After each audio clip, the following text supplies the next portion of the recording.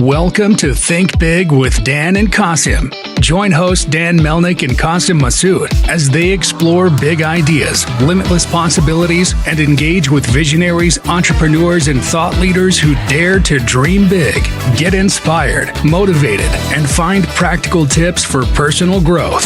Think big, dream bigger, and ignite your potential. Welcome to Think Big with Dan and Qasim. We have Mateen filling in for Qasim today. And our guest today is Josh Ward. So, Josh, you want to go ahead and introduce yourself, tell us where you live and what you do for a living? My name is Josh Ward. I live in Wichita, Kansas, which is where I'm from, and I own a protein cookie brand called Garbage Mouth. Awesome. So, what makes you better than your competition? I would say, first of all, taste, which is a very subjective thing, and it's something that you just have to try to figure out. But I would say taste and ingredients are the top two things that, for one, for me, on why I wanted to start the brand, and two, I think how it makes us better. I know I did a lot of farmers markets last year in the Wichita area, and one of the fun things was whenever customers would come and try the free samples I was offering, I would always get a lot of people saying, "Oh wow, that's actually good," and like comments like that, which was always funny because I thought the cookies were good. Of course, I'm biased, but it was always funny to kind of watch people's reactions when they actually tasted the cookies and realized like, hey, these actually do taste good. Because most protein snacks, the ones that taste good usually aren't good for you. And the ones that don't taste good are usually the few ones that have decent ingredients in them. So that's kind of, I would say, my calling card right now. Yeah, 100%. I've had these protein cookies that are like keto and just don't taste good. And then I've had the ones that are like good taste and have like 20 grams of sugar. I'm like, this is not really a healthy thing to be eating. So, 100% can relate. Yeah, absolutely. So, what gave you the idea to start this business? Oh man, that's a good question. I would say, well, for one, I've always had an entrepreneurial itch. Like, ever since I was a young kid, I remember kind of going around seeing what my parents did, and always just feeling like I don't really want to do that. I don't really want to sit at a desk, and do that for my whole life. But I don't know what I wanted to do, and so, but I always knew I wanted to like try to do something on my own. So I had tons of different businesses. When I was 19, I tried to start a clothing company. When I was a little bit older, 23, 24, I had my own lawn and landscaping company. So like I've tried a handful of different businesses. I've tried drop shipping. And so just kind of the entrepreneurial itch was just always there. And just, I always knew I wanted to try to do something on my own. And I enjoyed, the business side of things. And so, yeah, it was kind of one of those things where I was doing my lawn and landscaping company at the time, actually, and I was enjoying it, but it just it's not for me, and it was something that I didn't want to keep doing, and so yeah, it was something where I was kind of just sitting at work one day, and also I've always been into fitness and nutrition, of course, and I actually played college football for one season at a small school in Kansas where I'm from. And so I've always been into that side of things ever since I was a kid. And I was kind of just thinking one day, like, I want to eat more protein. And I was kind of thinking I would always look at the snacks and stuff at the store, and especially like ingredients had become something as I've gotten older that was very important to me, in terms of like eating clean, seed oils. I try not to eat soy. Try not to eat gluten if I can. I don't have a gluten sensitivity or anything, but it's just something I try to stay away from if I can.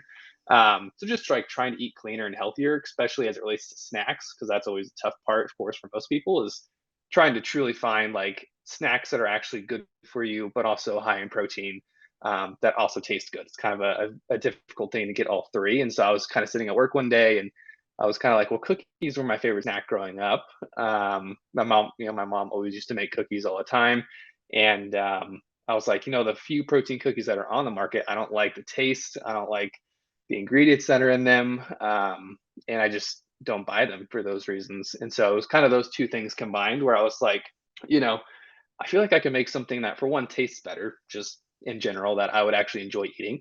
But also, too, like something that ingredient specifically that I would be fine eating continuously, like every day for a snack. So it was kind of like that.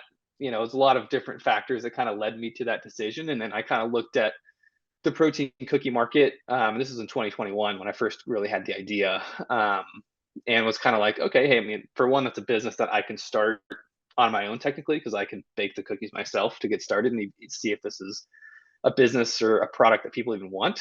And then two, like I said, I felt like there was a gap in the market, at least on the protein cookie side, where there wasn't a brand that was, seed oil free or clean ingredient, like really like, Quest and Leaning Layers are probably the two biggest. And neither of them were really like going hard on the clean ingredient side or like, whey protein necessarily. Quest is very focused on the protein bar, part of things. So I just felt like there was a gap in the market too. And I really looked at it of like, I feel like there's probably a market for a clean ingredient cookie that again tastes good. And I want to make sure it actually is something people enjoy eating.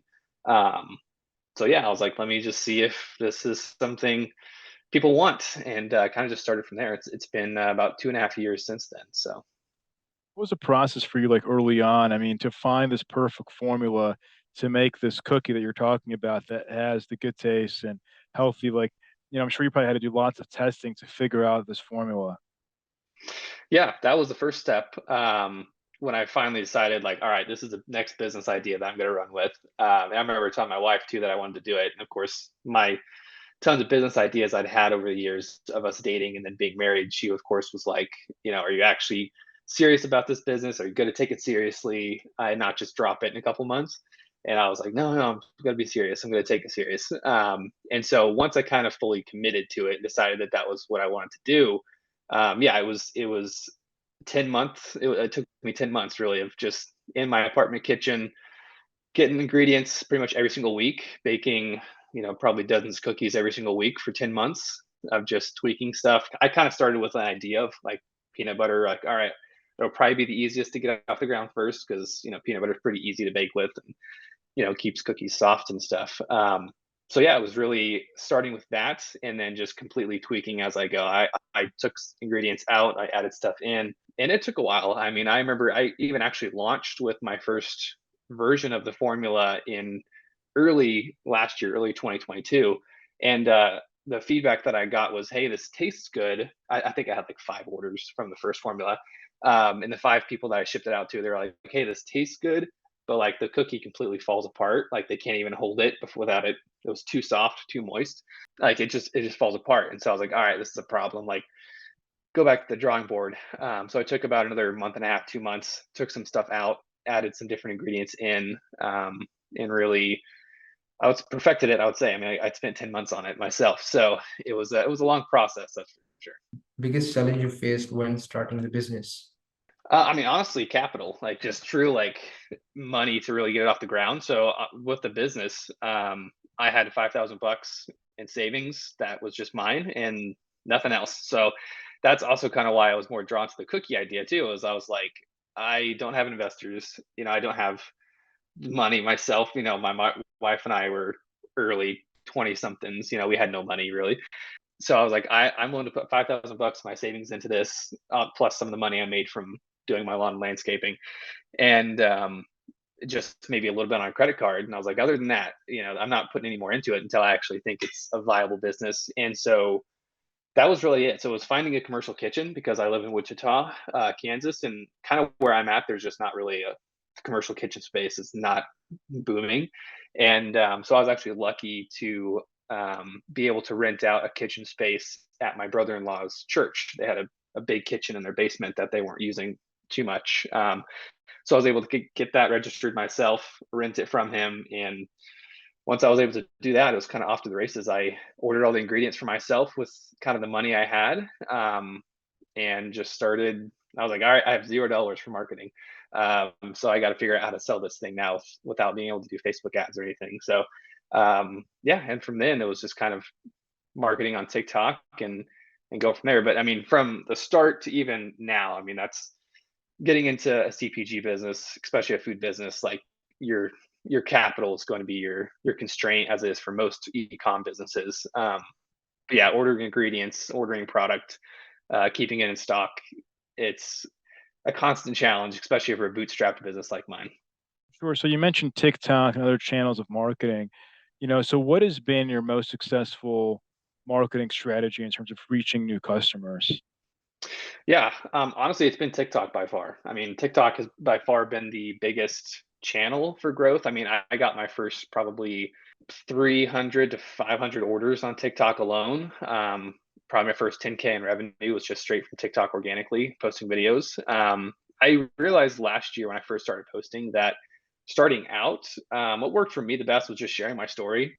I remember I got in contact with Ben Zaver of Seek, the protein clear whey protein company, pretty early on. He was actually one of the very first people to ever like find me on TikTok and support me. And he reached out to me, and he was like, "Hey, love what you're doing. Like, keep it up." And I was like, "I don't know what I'm doing. I have no money to market this." And he actually told me, he was like, "Just post on TikTok and trust the algorithm and try your best." And so I was like, I don't have any other plans. There's nothing else that I really have to fall back on. So yeah, it's been TikTok honestly since day one. We've done Facebook ads that have been okay for us so far, but again, like that's just an extra cost to a small business like mine that's completely bootstrapped. That every single dollar that I spend on advertising has to be profitable and has to have some sort of return attached to it. So yeah, it's been TikTok. I've tried other channels, and we do email marketing, like I said, Facebook ads, but again and again, even to today, TikTok organic has continued to be what's worked the best. And honestly, like I said, just sharing my story, kind of why I wanted to start the brand, and kind of what makes us different has been the best driver of growth so far. So what's the role of technology in your business right now?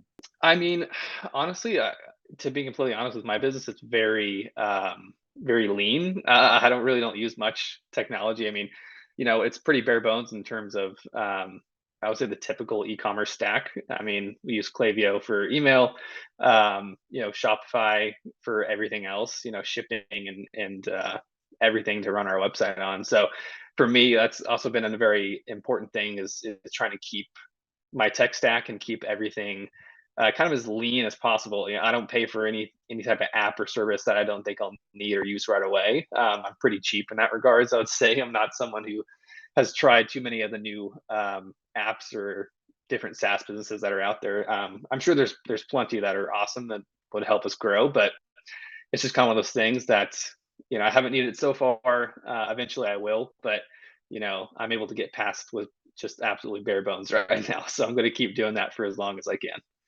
Think in terms of your shop, do you use Shopify or a different platform? Like what are you using? Yeah, Shopify. It's been Shopify since day one. I started with I have a premium theme. I'm sure some people even I've heard say that you can just do a free theme, which I'm sure you can. But yeah, no, Shopify's been awesome, and it's been what we've been on since day one. Awesome. So are you using artificial intelligence at all in your business? Not really. I mean, I've dabbled with ChatGPT a little bit for like writing script for TikTok video or maybe copywriting, or if I'm doing a Facebook ad and I'm just like stumped.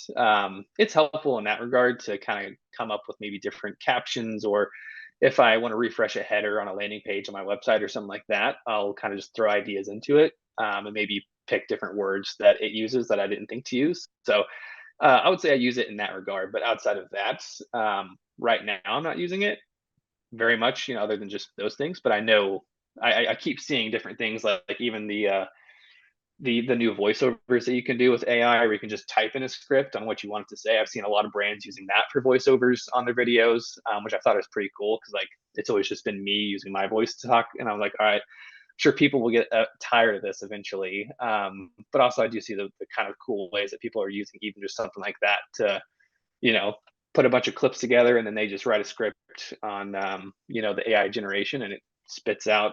It can be whoever you want it to sound like, which is pretty cool. So I might start dabbling with that here before long. So you mentioned going to farmers markets. So how much of your traffic and growth has been people local in the community in Wichita? I would say it was actually quite a bit last summer. I would say like from the summer months, because that was really when I did it in the Wichita market. Probably maybe 30 to 40%. Honestly, my revenue last summer was mostly from farmers markets. I'd go every single Saturday, and usually there was a pretty good turnout. So it was pretty cool, and it was a lot of fun to do those markets. And like I said, the most valuable thing for me was being able to actually like interface with the customers and actually get real-time feedback when people had never tried the product before. And, you get all sorts of customers who you never would think would maybe try the product or like the product that you get to talk with and just see what people like, what people don't like, what people think of the name. It was always fun to hear people's comments and stuff like that. So yeah, it was definitely pretty strong over the summer months. So that was exciting. Awesome. So is your strategy all B2C? Or are you thinking about B2B, selling to gyms or other fitness places that would want to sell your cookies? Yeah, it's been 100% D2C to date ever since I launched the brand last year. And part of that reason too was just I was making the cookies myself the entire time up until the last month. Really, it's only been about I finally was able to find a manufacturer for the time being and actually get cookies made and shipped to me, and be able to actually have product here instead of have to go make it every time I get orders. So that was really the main constraint, was just like I have businesses reach out, different gyms and different small little retail outlets that would want to carry my product. And there's also different licenses and things that you have to kind of make sure are good, especially in the food world. Um, Selling business to business, and that's kind of what I realized. And I was like, I don't want to have to go through the process of getting that when I was doing all the baking and shipping everything myself. So now that I'm finally out of that stage of the business and I can actually I have a manufacturer that's certified and everything, on that side, I'll definitely start kind of looking more into the retail side of things, because obviously I know that can be a huge lever of growth for food and bev brands. So it's 100% D2C right now, still is to this day, but hopefully in the near future we can get some different retail offerings going. So in terms of licensing, the specific rules are related to more where they're being made. Is that correct? Yeah, it's I'd have to look up the specifics, but there's different, like a couple different licenses. Like if you're making, there's different cottage food laws, for example, in the US. And even me making it and trying to sell it to customers was kind of tricky. And I was actually, one thing that was nice about being in Kansas is that in Kansas there's no laws, if I remember correctly, around that. Or the cottage food laws are pretty lax, I believe, in Kansas as compared to some states where you can't even do that. And so when it comes to business, there is a whole set of different like licenses, things you have to, like the place that you make the cookies at has to have certain licenses and things of that nature. So was not something that I was willing to or kind of wanted to have to go down for myself, because I knew I wanted to eventually find a manufacturer or a co-packer to make my product for me. That makes sense. So what's your top priority for your business in the next 3 to 6 months? I would say within the next 3 to 6 months, the top priority is probably trying to come out with a second flavor. It's I've been live for over a year now, and I've had just the one flavor. And again, that's mostly because I was the one who created it, but also that was because any orders that I would get, for the last year was me making it. So I'd kind of have to stop what I'm doing every day and go to the kitchen that I rented and make cookies and ship them out and go back and forth. So that took up just a ton of time. And then, a few slivers of free time I did have, I would focus on customer service or making more TikTok videos or, things of that nature. So making a new flavor for me was not something that either I was focused on last year or also really had much time to do. So yeah, definitely within the next 6 months. I know I've had quite a few different customers asking me like, hey, love the product, curious if you're going to be making another flavor. Or a lot of people say, hey, love the brand, love the product, but I'm allergic to peanuts, stuff like that. So I would say trying to find a non-peanut flavor and coming out with the second one is definitely something I want to do, hopefully before the end of the year. So are you thinking about also making other kinds of dessert protein products as well in the future? I mean, ideally, that would be, the goal, I would say. But honestly, like I'm perfectly happy with trying to grow as big as we possibly can in the protein cookie market specifically, trying to dominate that, grow our name in there. I think there's a lot of growth happening there. Even like, to be honest, I've noticed that there's been probably a handful of not necessarily protein cookie brands, but like supplement brands that offer protein cookies that didn't in 2020 or 2021, that within the last 6 to 12 months have just suddenly popped up and now they're selling it as a product extension. So there's definitely more competition now than there was a year and a half, 2 years ago when I first had the idea and started on the brand. So I would love to expand offerings into different things. There's obviously a whole host of different snack offerings you can do in the protein world. But I would say like for the near future, and even like, as long as I can think, I'm just focused on trying to grow the kind of the protein cookies as much as possible and as grab as much market share as I possibly can with that first before thinking about expanding into any other products. That makes sense. So, what is the one biggest piece of advice that you wish you knew before you started this journey, making cookies and selling cookies? You need a lot of capital. That's as I said earlier, that's been the biggest constraint and biggest like head scratcher of like, all right, well, if I want to grow, then I'm going to need X amount of product, and that's going to require X amount of capital. So yeah, I mean, honestly, like it's something I heard people say. Like, I read things that people would post on Twitter and stuff of like, if you want to start a CPG food and beverage brand, you need at least 20, 30, 50K plus of capital before you even start. And, of course, for me, I was like, yeah, I can do without that. Which like is true in a sense. Like I was able to get started without it, but to really actually like, start taking it seriously and start growing, I needed that amount of capital. So definitely, that's probably the biggest thing, honestly.